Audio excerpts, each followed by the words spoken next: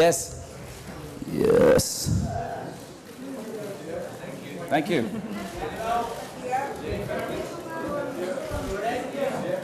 Thanks.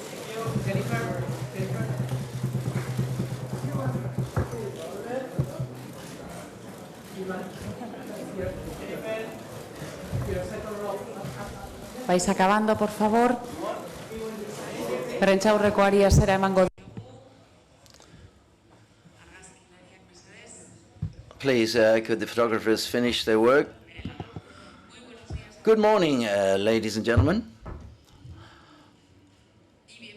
And welcome. Good morning and welcome to the press conference, which corresponds to the North American production called American Pastoral, which is projected in the official section of the film festival. American Pastoral is the debut of Ewan McGregor as a director, who is with us today, and also he's in the film as well, along with Jennifer Connelly, who's here at the press conference, along with two of the producers of the film, Eric Raitt and Gary Lucchesi. Okay, so let's start. You can start with the first question.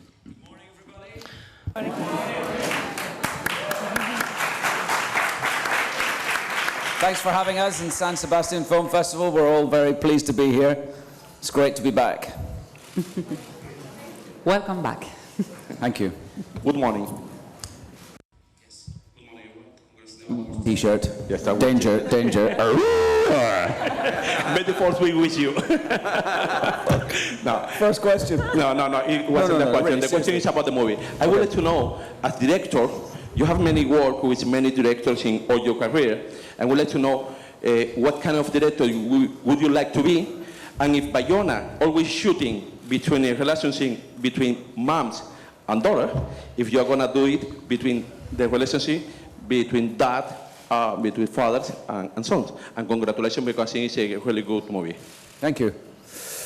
Well, I was influenced by all the directors I've worked with. I've been lucky to work with an enormous amount of really talented directors, many of whom I've learned an awful lot from. Some I've learned what not to do from. I suppose that's true to say.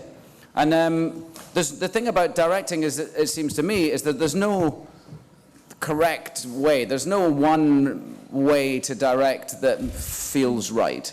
Like, I've enjoyed working with many directors. If I choose some examples, for instance, like Danny Boyle and Woody Allen or Roman Polanski, there's three directors I really enjoyed working with, and all three of them work in an entirely different way. So there's no correct way. It seems to me that directing is very much just about character and who you are and where you put the importance. And I'm an actor, so I direct from an actor's point of view, I suppose. I wanted to shoot the film so that acting could tell the story, as opposed to making, I didn't make the film I didn't tell the story technically with crazy camera moves, and I wanted the actors to be allowed to do that. So I was influenced by all of them, is the question. And then in terms of the father-daughter story, yes, I'm a father of 4 girls. I absolutely know what that relationship can be, and why I was so attracted to this script, I think, because I thought it was very beautifully observed in the writing, and indeed in Philip Roth's novel, beautifully observed. The parenting that he writes about is really incredibly interesting, considering he has no children, Philip. Yeah, so it's very interesting. And I would, if I made a film about fathers and sons, of course, I would be doing it only from the perspective of the son, because I don't know what it's like to father a boy. Thank you. Hola, buenos días. Hi, good morning, congratulations. Hi, good morning. A question for you and for Jennifer. Why did you decide to adapt Philip Roth? How was the adaptation? And to Jennifer Connelly, as regards to your character, how do you value, or did you take that character, that mother who denies her daughter? It's very difficult to see a mother who denies almost the existence of a daughter because she just really sort of leaves it to one side. I think she has a long and very painful journey with her daughter. I think that Dawn is someone who is searching for something authentic and something good, and I think that Mary really represents that in her life. And I think that she has a very powerful and pure love for her daughter. And I think that, you know, when Mary becomes a teenager, she rejects Dawn. And I think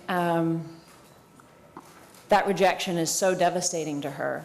And when Mary literally and figuratively blows their lives apart, I think Dawn is completely dismantled by it and feels it so deeply and is so bereft that she doesn't know how to survive with it. She doesn't know how to accept it and really feel it and continue in the way that she was. So I think she makes this sort of tragic choice, which is the only way she can think of to really move forward and continue living, which is to revert to a sort of a different version of herself, a kind of a version that, frankly, I don't think she ever wanted to be. I think that it's the only way that she can really carry on. I don't think it's an example of a lack of love. I think it more demonstrates how much her daughter had meant to her, that she can't really live in the same way without her. Perdón. Les ruego que respeten los turnos de pregunta. Please respect people's... Hi, good morning. What a surprise that you've debuted with such an American film and choosing excellent actresses as well in the film. Ewan McGregor, I'd like to ask you, when did you feel the need of duplicating yourself as a director and actor at the same time? That is to say, when did you feel the need to do that, to be the actor and director? And whether... is there a similar case... Patricia Hearst, does that come to mind? It's a similar case. It was the daughter of a millionaire who disappeared for quite a long time as well. Is there any similar case close to you that takes place similar to what takes place in the film? And she's reminded of Patricia Hearst. I don't know whether that rings a bell.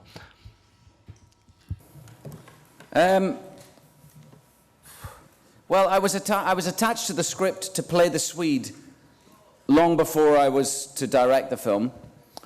So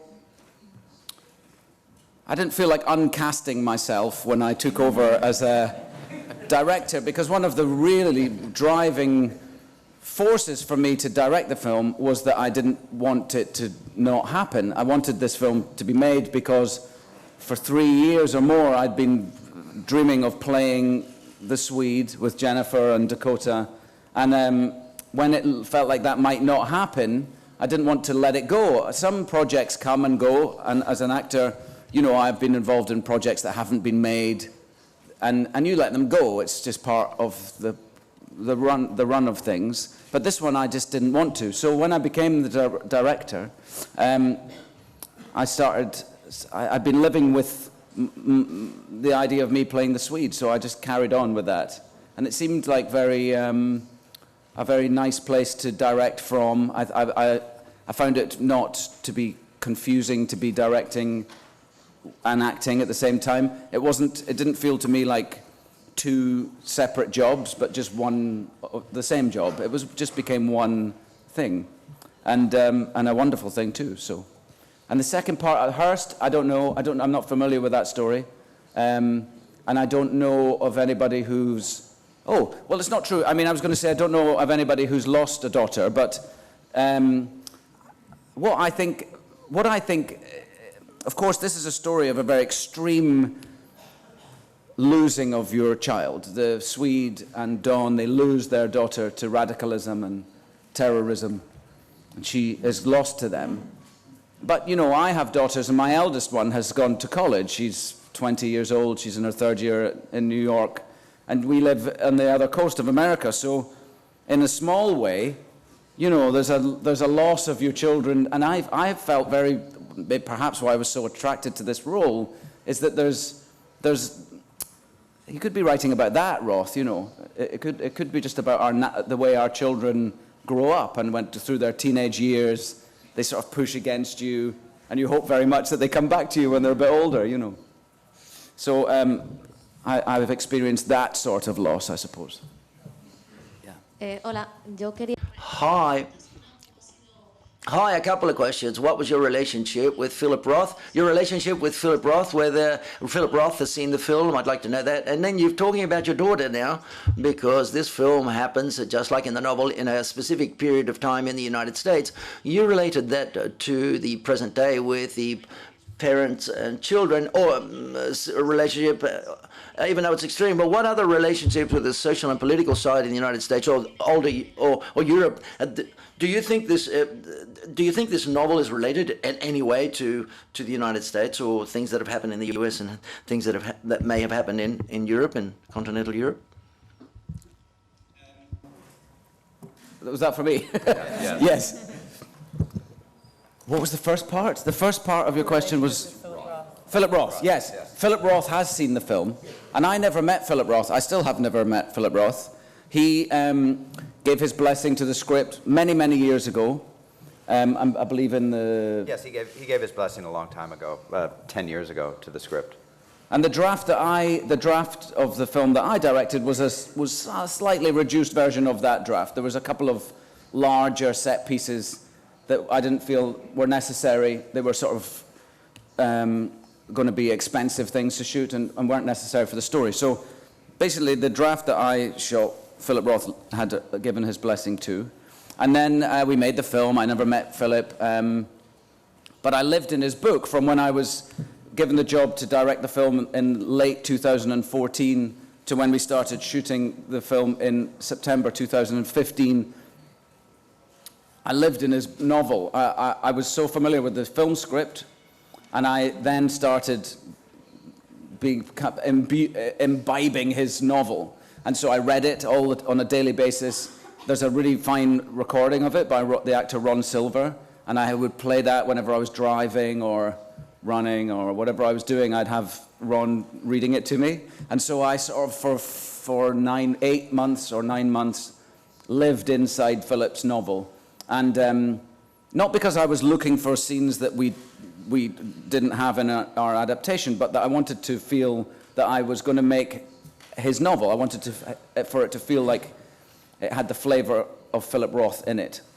And I feel like I managed to pull that off. And 2 weeks ago, we got a lovely message from Philip Roth to say that with his notes about the film, and he was very complimentary about it, and he liked it, and so I was very happy about that. I realized how much it meant to me when I discovered that he did like it and approved of the movie. I realized that at that moment how much it had meant to me that he would, you know. If he hadn't, I think I would have felt a sense of failure in a way. And the second part about politics, well, it's very much about America, of course. It's about America and about post-war American hope and the effect on that with the 60s and with Vietnam. And he was writing about that period of American history, and I feel like he writes about a family that embody those things, and the Swede and Don embody American, you know, the post-war dream. And Mary embodies the radical 60s left-wing anti-war movement, and the sort of collision of those two worlds. And so our family represent that in a way. And during the edit, we managed to keep that feeling of America, because I always wanted it to be a story about this family, but I wanted it also to be the story of America. So we managed to achieve that using some stock footage, little short montages of footage of things that happened in the time, the Vietnam War, the riots in Newark in '67, just to elevate the film to be about America as well, I think.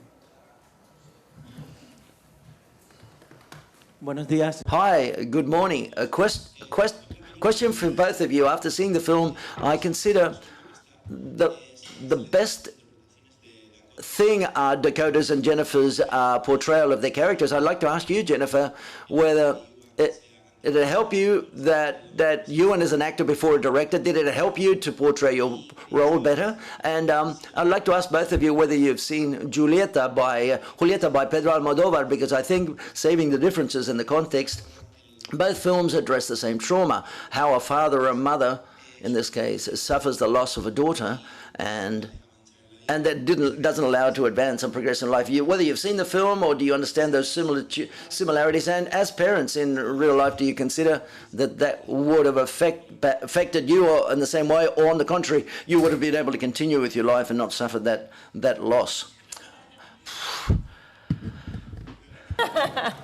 I have not seen that film.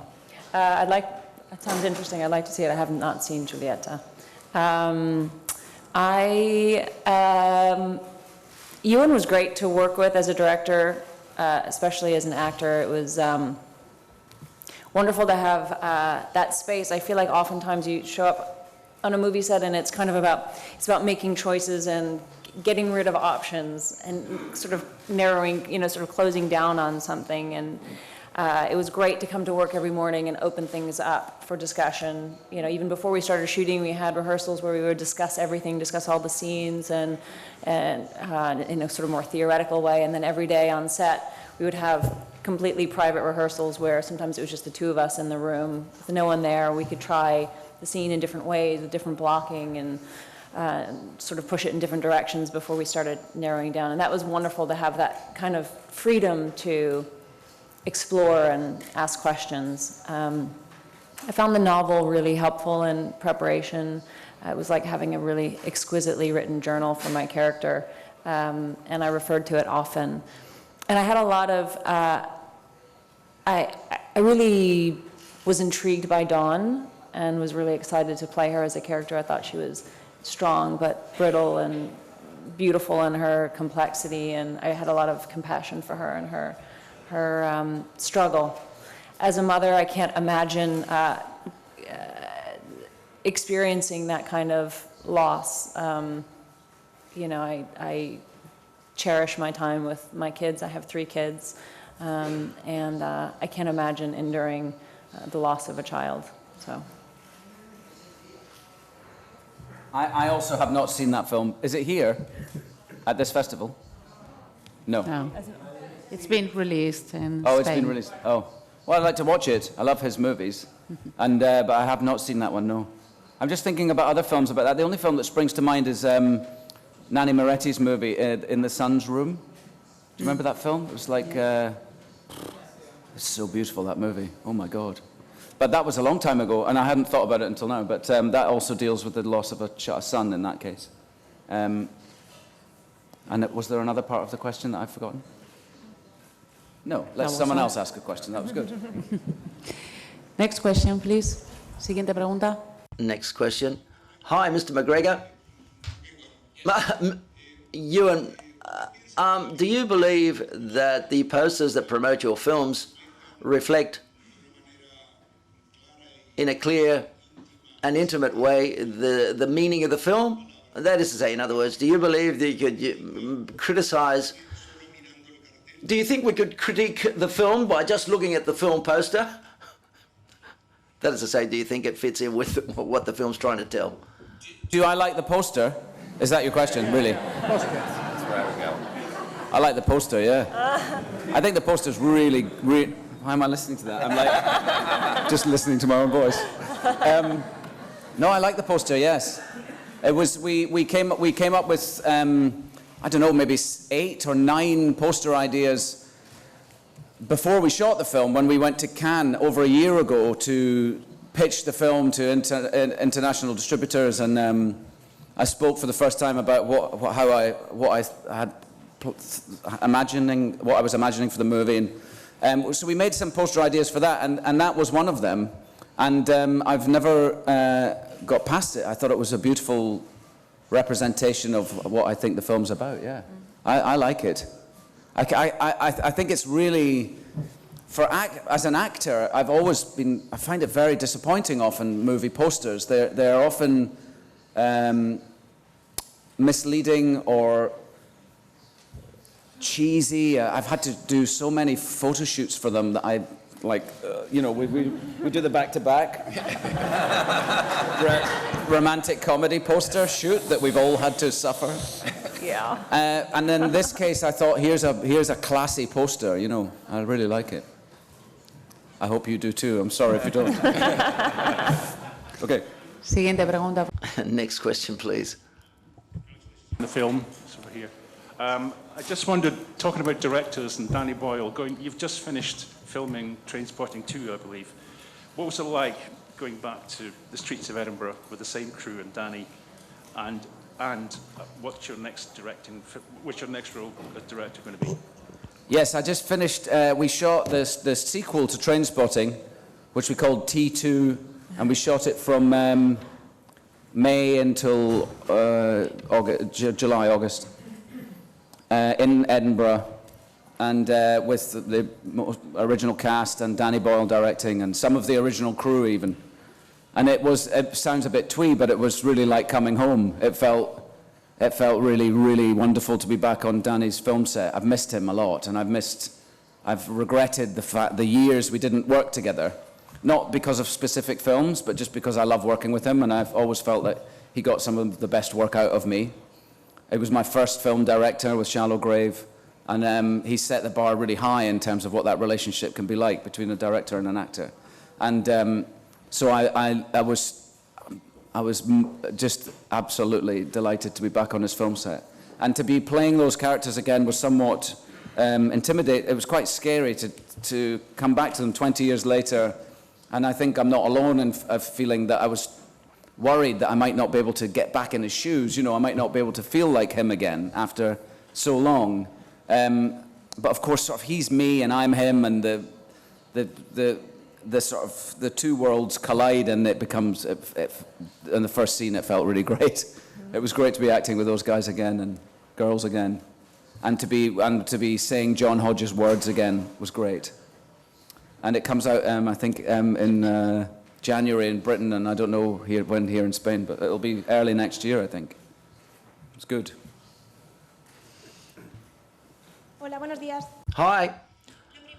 First of all, I want to congratulate you for the film. I love the film, and I wish you the best of luck. I hope you win a prize. A couple of questions. One for you, and I'd like to know whether a Scotsman, a Scottish actor, how did you end up making your first film as a director in an America which is that back deep America? And the question for Ms. Connolly, I would like to ask you, what was it like to work with the great David Bowie, who recently passed away? Thank you very much.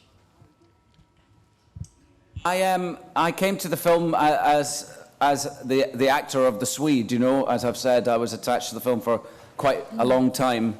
I've played many Americans, but I've never directed a feature film before, so that was a first. But I don't think our nationalities define us or confine us, if you like, in terms of what we can and can't do. I think you approach anything with open eyes and a hunger about learning about that time. For me, learning about that time and the riots in Newark in '67, I didn't know very much about.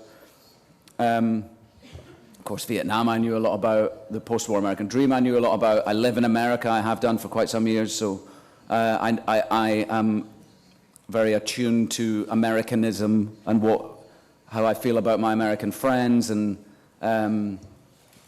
what I love about that. So I don't see that I was in a negative place to direct this movie, or a positive one. I mean, I just was luckily the man who did it. So that's that. David Bowie, I think I was 14 when we started making it, and I was, clearly I knew who he was, but I wasn't that hip yet. Like, I wasn't an uber fan yet. I think I wasn't that sophisticated musically at that point, which was a good thing, because I think otherwise I wouldn't have been able to function properly with him.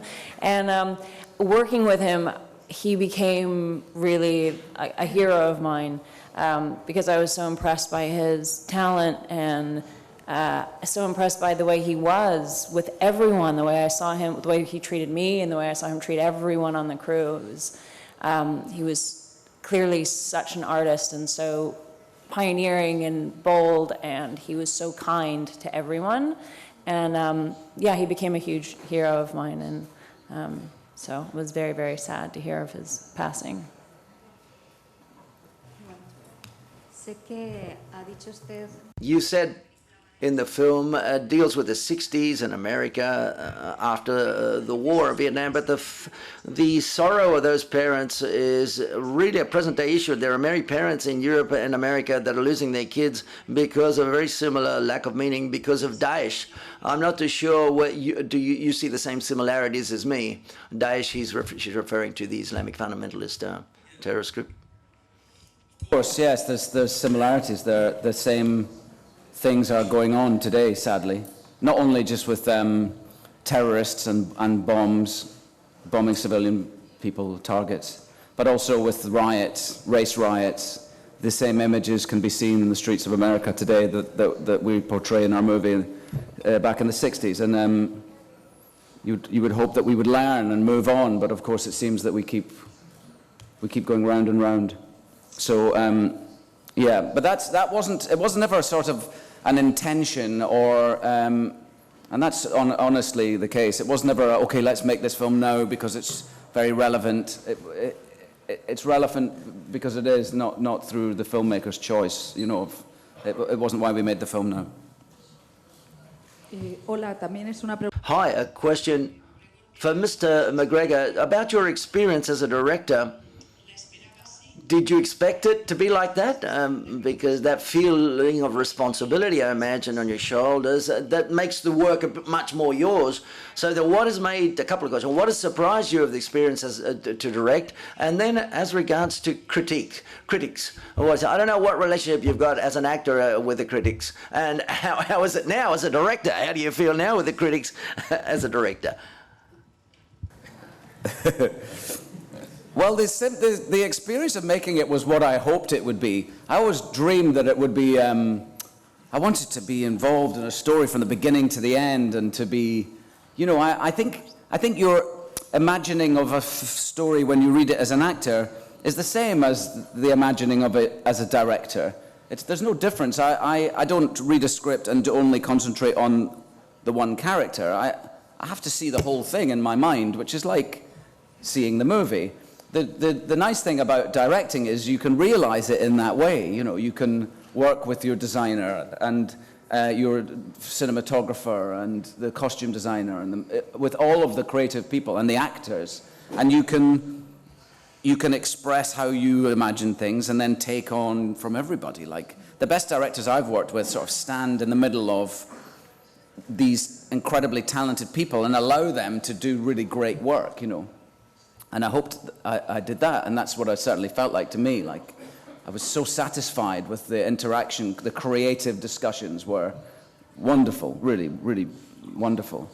But like you say, there's a responsibility of that, and I feel like on the day when Tom, the head of Lakeshore, called me in New York and said that I could direct the movie, that I put on this backpack full of responsibility, this weight that I carried till the very last day of the sound mix, you know, 16, 17 months later.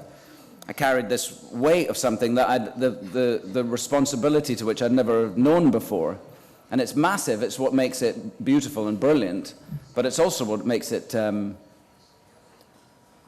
it's an incredible responsibility. So that's what makes me feel I couldn't rush into the next thing. I could never go just find a script that somebody wants me to direct. I would have to love the story as much as I loved this one. I would have to sort of need to tell the story as much as I needed to tell this one in order to justify that amount of time and effort and thought. I mean, it's like being blinkered for 16 months. It's quite extraordinary. And my relationship with critics is that very early on in my career, I realized that I got too upset to read. I love what I do so much, and I like the idea that other people like it that way too. So when I would read things to the contrary, where you realize that they don't, I found it too hurtful and painful, so I just never read them. I don't read crits. I never did as an actor, and I haven't done so as a director. And I'll just continue it that way. I don't make the film, I don't act it for critical acclaim. I act to try and make people feel things and think things, and so it's easy for me to just not think about it too much. I wish all my friends knew, because I keep getting texts going, "Oh, you okay?" And you know, so I can understand they might not have been all great. Thank you for the film. Great responsibility, as you say. Oh, you're in English. Yeah. Thank you. I have a question. The psychiatrist in the film, I have the feeling she has the complete responsibility for really what happens. Because from very young, I have the feeling, I don't know if I'm right or not, and was it in the book, it's almost as though she directs the family and the little girl to believe these theories that she has. That the mother is the beauty queen, the father is the hero, and therefore the girl can't be normal. Is that how you felt? And is that how Philip Roth wrote it? Because I have not read, I've read his books and I love him, but I haven't read that one. Do you want to answer? I think, I think it certainly presents itself as a viable answer, and the film and the book, she's certainly guilty of certain things in the book.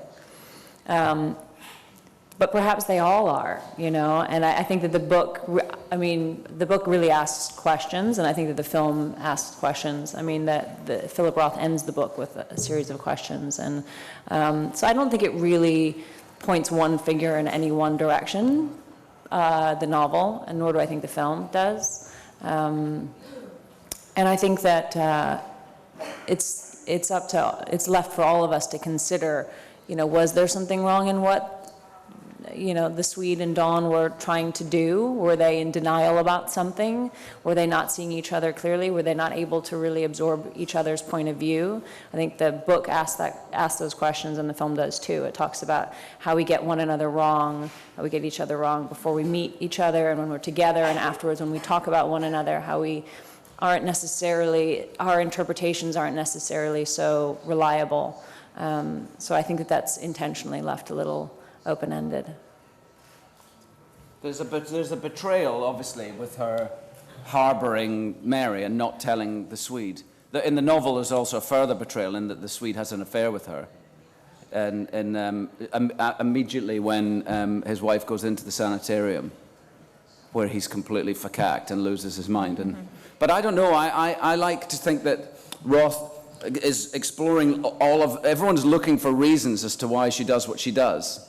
And I think at the end of the day, I believe, he's saying that she does what she does because that's what she did. And I think it's not because the Swede turned his back on his religion. It's not because he stepped out of his social class and moved to the countryside in white Republican America. It's not because he was a sports star. It's not because Dawn was a beauty queen. She did what she did, but he presents lots of reasons as why that might be the case and allows us to mull it over, as Jennifer says. But ultimately, I think he's just saying he's not laying blame anywhere. And it's interesting, the Swede is living his life after she leaves, trying to find the reasons why he's to blame, like constantly looking back to, in the novel, to the moment where she asks her daddy to kiss her, and the moment where she witnesses the monk burning. He really has these two strong moments of turmoil that he thinks that's why he's to blame. He wants it to have been his fault somehow. Tengo una pregunta. Question.